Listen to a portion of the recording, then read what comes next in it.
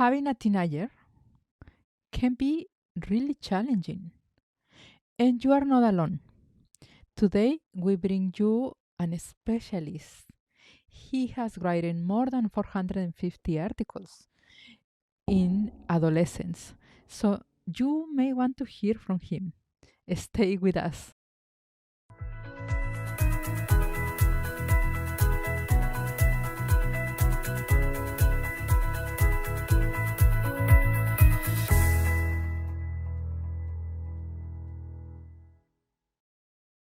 Welcome back to this Emotions in Harmony episode. If you are here watching in video in YouTube, we will put you the link for you also to have it in the podcast. It's going to be in the podcast Emotions in Harmony. This interview has been divided into two because it is so interesting what Dr. Carl has to tell us that we want you to take advantage of everything. Let me introduce you to Dr. Carl. Married with 4 children and 3 grandchildren, Carl Picard is a psychologist in private counseling and public lecturing practice in Austin, Texas.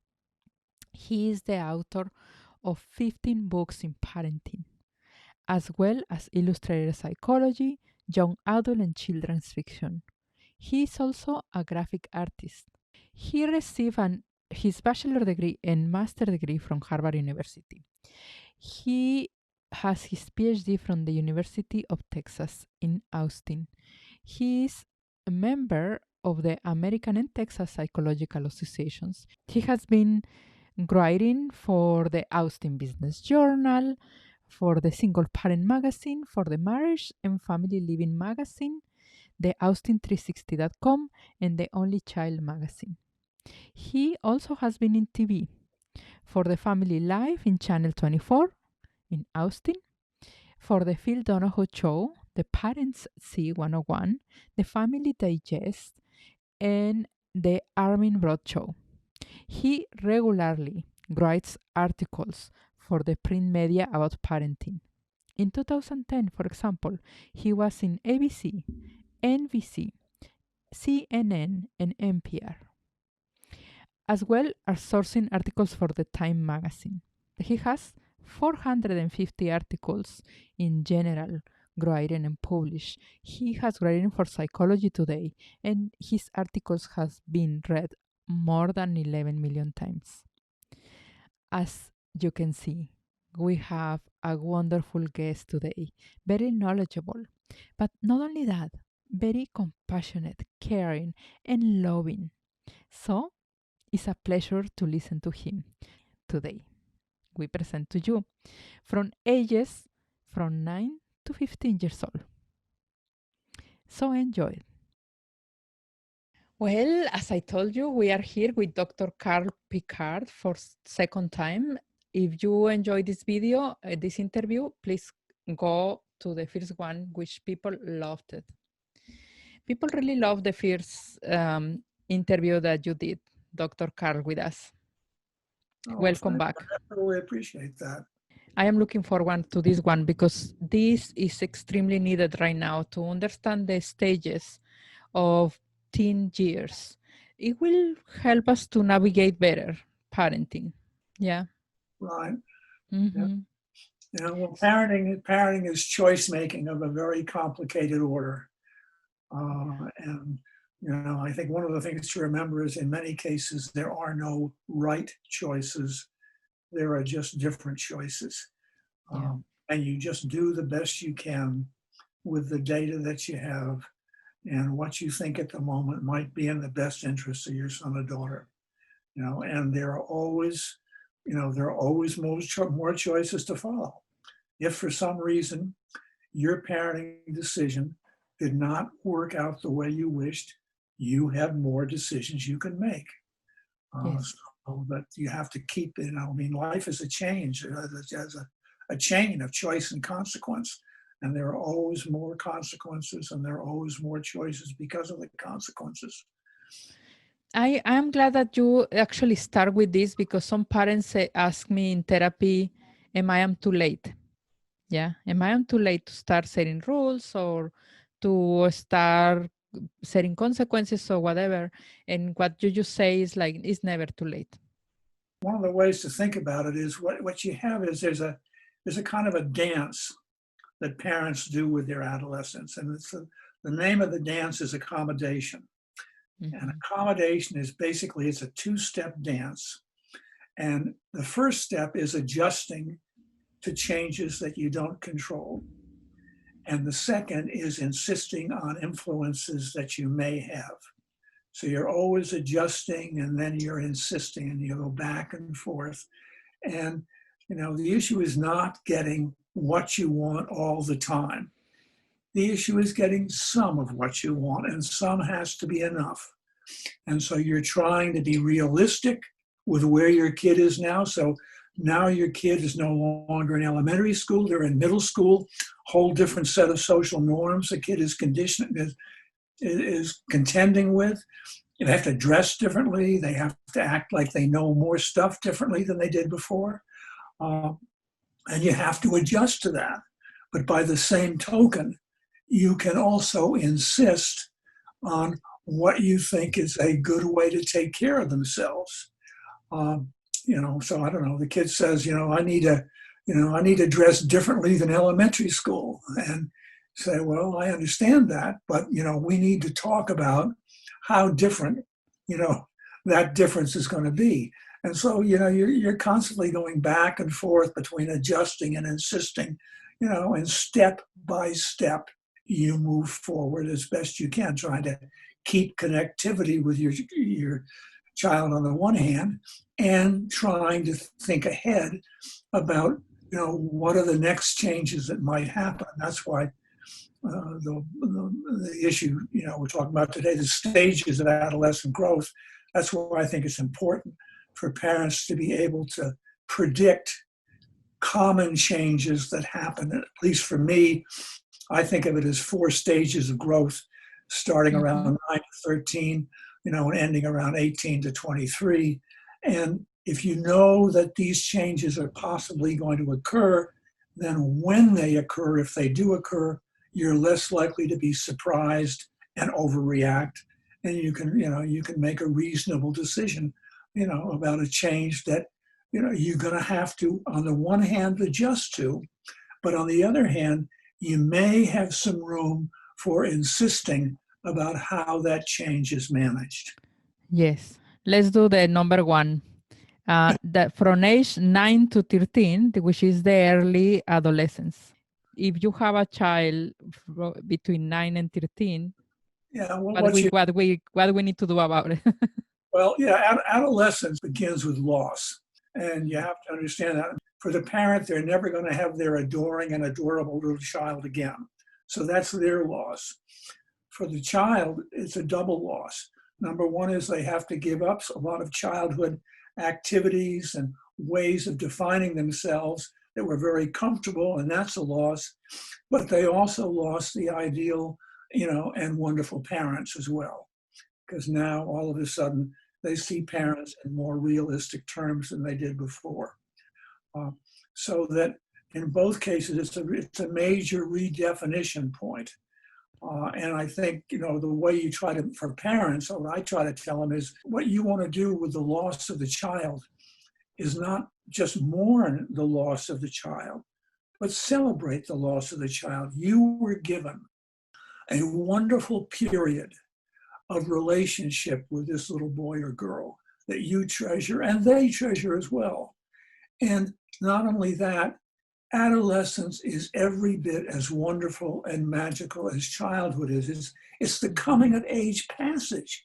It's the wonder of seeing a little girl grow into a young woman and a little boy grow into a young man and being part of that transformation. And that's a really neat experience, albeit a very complicated one. Yeah. So let's celebrate. Also, let's celebrate that it will come. It's the age of new ideas. Yeah. Well, absolutely. The child will start having new and challenging ideas for the family, I think. Well, yeah, I mean, I think that's, again, that's one of the reasons why, the job of the parent is to, how can they stay caringly and communicatively connected with their adolescent as that process of adolescence grows them apart.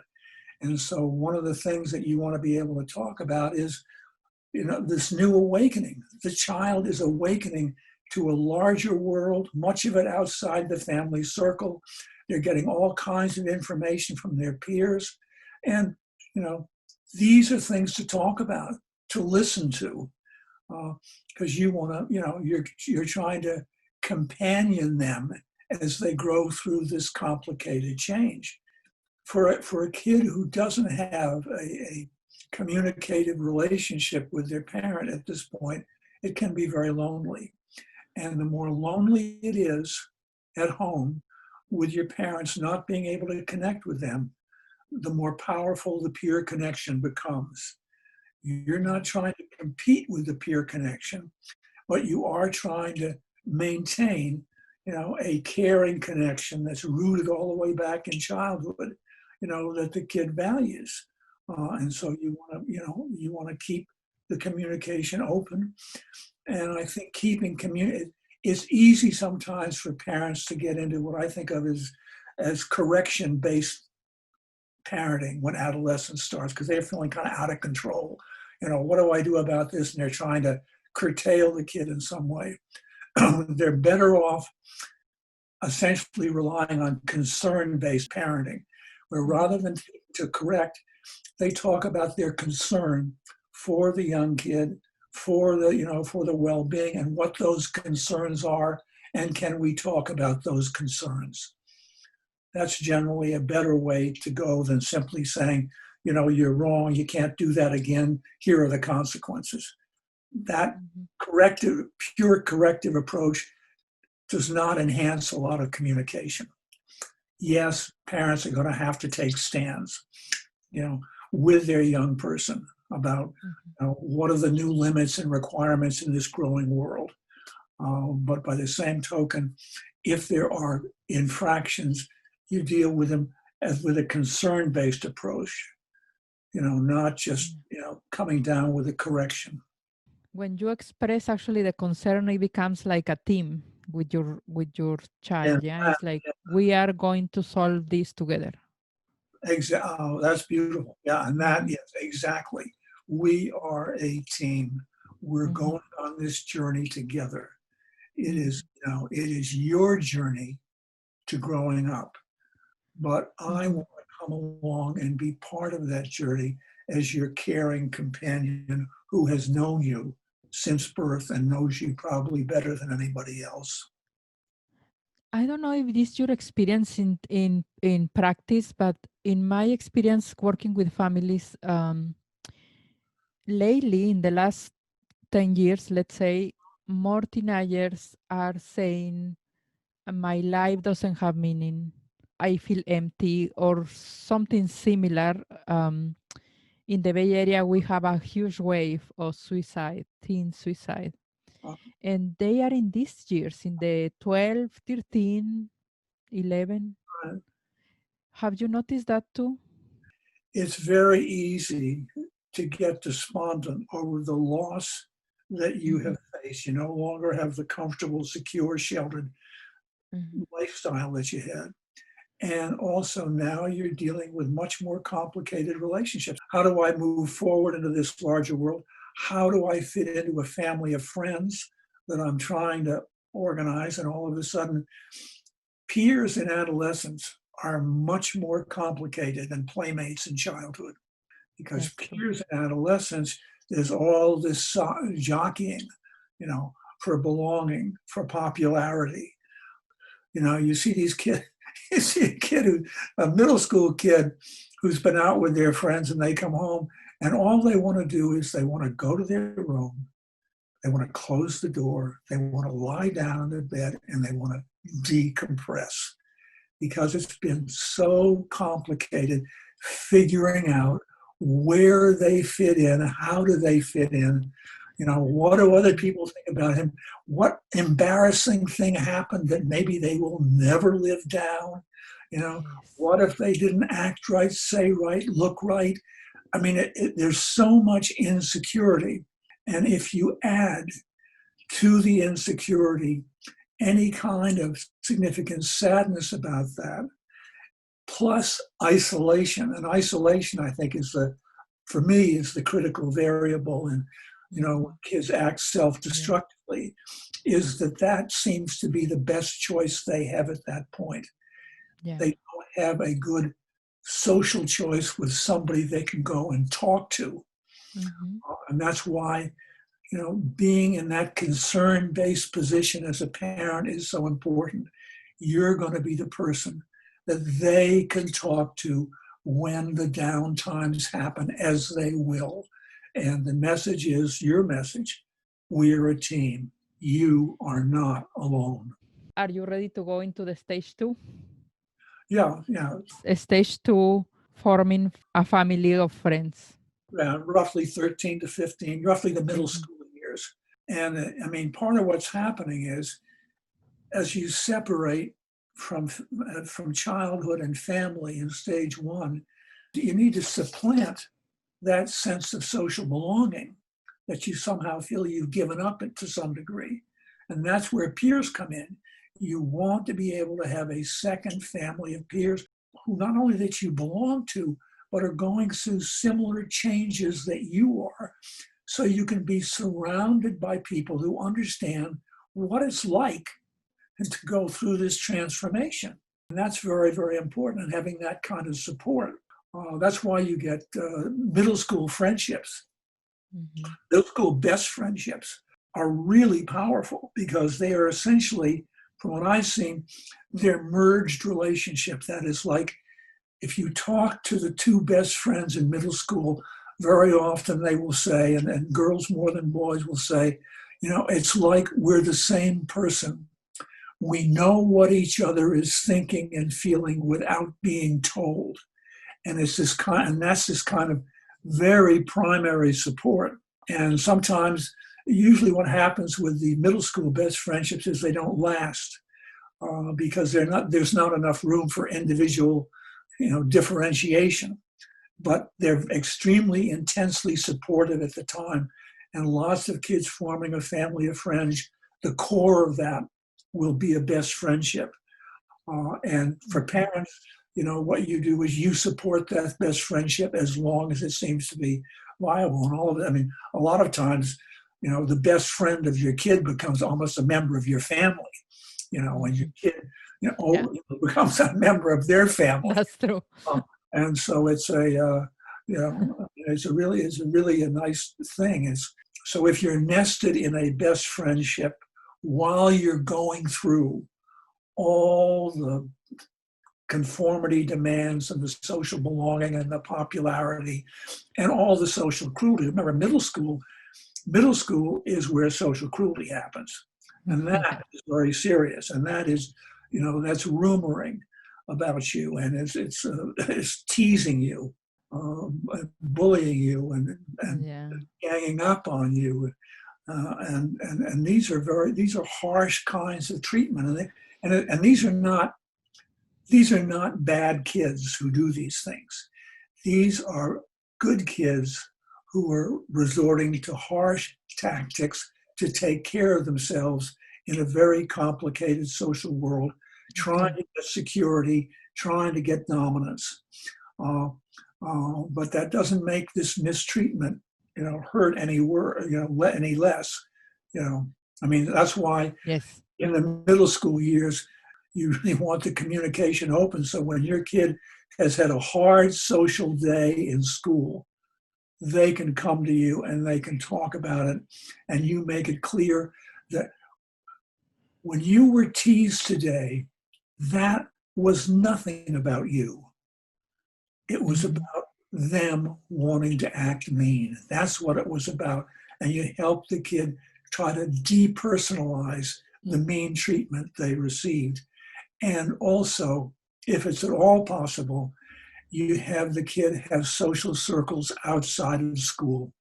Whether it's in the neighborhood, the extended family, a church youth group, something where, you can have, a positive social experience during a time when the school experience may be more difficult. They can kind of relax from the other group.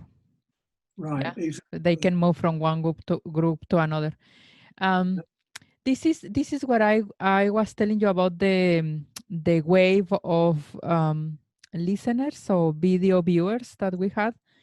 I posted like a year ago or 2 years ago. I posted a video about why I cannot feel love. That was the topic in Spanish. Okay. And for some reason, somebody shared it with the teenage group, and they keep sharing it to each other. And we have a wave of 15-year-old, 14-year-old saying, I am worried because I cannot fall in love with somebody else. I don't even feel anything from my family, for my family and friends. And I am worried that I will never be able to feel. All of these comments are in Spanish. Okay. So one of my first theories was that right now, especially in Mexico, in El Salvador, in Honduras, it has been a huge wave of violence, mafia violence related. So it has been a lot of killing. Yeah. So my first theory was, well, we need to freeze our feelings because we are losing so many people. Yeah. And then the 14-year-olds were saying, I am 14, please take me seriously because nobody is taking me seriously. So that was very interesting wave of comments, Dr. Carl. Well, I think that, I mean, that phrase, taking me seriously, you know, Mm-hmm. what that means a lot of times, what that operationally means to is listen to me when Mm-hmm. I tell you something important to me. Yeah. I mean, listening is not a casual skill, it is an affirmation. It Yeah. says that when I listen to you, that communicates that I believe you are worth listening Mm-hmm. to. By the same token, if I don't have time to listen to you, then the communication is, Yeah. you don't see me as worth listening to. Yes. Yeah, That's I mean, you have to come down on the parents' side a little bit on it. You have to understand, parents are very busy people. They're trying mm-hmm. to keep a family together and a lot of times jobs together. Mm-hmm. Uh, and so that sometimes, when the kid wants to talk, the parent is tired or they're busy. And they say, not now, let's talk later. And the problem is, at this age, later never comes. And the reason for that is that Yeah. the capacity to confide personal concerns, you know, it's emotionally dependent. And if the kid says something serious happened to me today, parents literally, even though it's very hard to do, they need to drop everything. They say, I want to hear about it now. Mm-hmm. Because 5 minutes from now the kid will be in a different emotional place. Yeah. And when the kid says that statement by the kid, I don't feel like talking about it, that's not a lie, that's not an evasion, that's the Mm-hmm. truth. The kid is not in an emotional place where they can create the kind of vulnerability to put themselves out there in the hopes that they will get a listening, loving response that connects them to somebody else who understands what is Mm-hmm. going on. Uh, Mm-hmm. so it's very very important to To maintain that listening connection. Yeah. Yeah. That was a very interesting common thread in But those comments.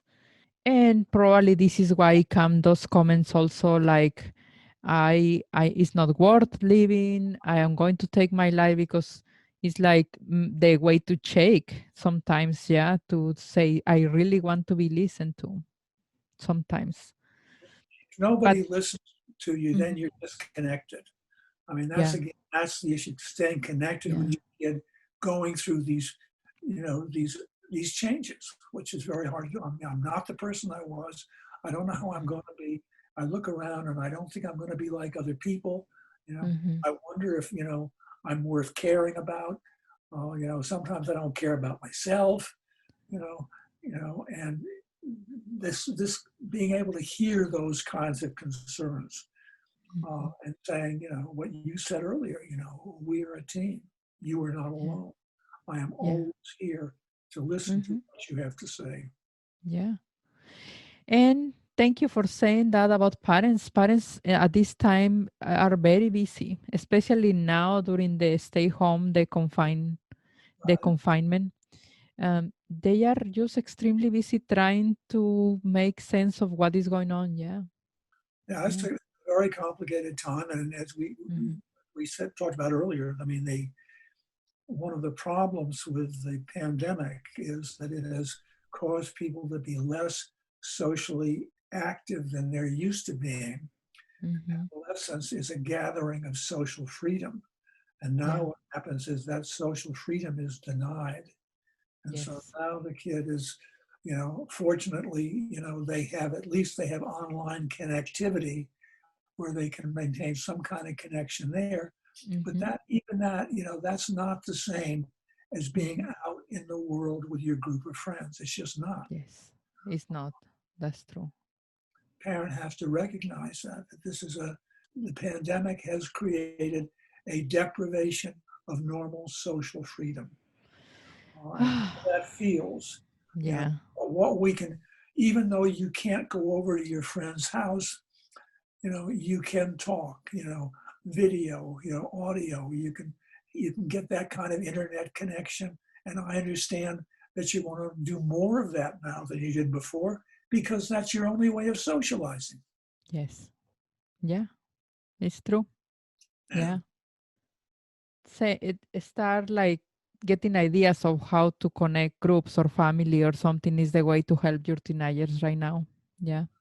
I mean, that's always the challenge is creating Yeah. that sense of connectivity. And I guess the other side of that, we haven't really talked about that, but the other side of that is that it's not just that the kid needs to be connected, particularly with parents. Parents need to have support connections for themselves. Um, Hmm. it's very, very interesting to me. Sometimes the parents with the best social support connections are not are not in dual parent households, but single parents. Single parents are really resourceful about Yeah. finding friends and other people that they can talk to. Uh-huh. Uh, and I don't know, sometimes it seems like in the dual parent household, there's some kind of underlying notion that we need to take care of all concerns with our kids by ourselves and not let people know outside that we're having these concerns. And it's kind of this, they Huh. forsake, I don't know, it's almost like they feel like Yeah. they feel less ready to let the outside world in about what's going on with their kids. I think that's less so with single parents who understand they have to have social support. They've got to be able to talk. Just like their kid needs to talk with them, they need to talk to somebody. And Yeah. single parents need to be much more resourceful about getting that with other adults, at least that I've seen. That's true. Now that you mention, I am paying attention of my friends who are both the father, the parents, Right, and yeah, they tend to try to solve it only on their own. right, Yeah, yeah, that's true. That's yeah, a good observation. And and maybe when you are a single parent, you realize I need help. Yeah. right, Yeah. right. Hmm. Exactly. Yes, you're more open. Yes, you're much more open to going for help and getting help. Or Exactly. probably society is more open to go and say something Yeah, because it's like it must be a single parent, it must need me. Yeah. yeah, yeah. I am so happy that you are still here with us. Thank you for listening to Dr. Carl. Isn't that fun? He has so much knowledge, and I love his kindness. This was the first part of the interview, from ages to 9 to 15. Therefore, wait for the next episode or look for the next episode if you are listening much later. The episode on ages from 15 to 23 is so interesting as well. I appreciate your company. Please always subscribe whenever platform you are. Subscribe to this channel if you are in YouTube. Find us as Emotions in Harmony everywhere. Suggest topics. Make this podcast yours, this YouTube yours. And if you want to work on your anxiety, your teenagers are giving you so much anxiety, please don't hesitate. Emotions in Harmony /challenge, and you will find a free course on how to manage your anxiety. Bye for now.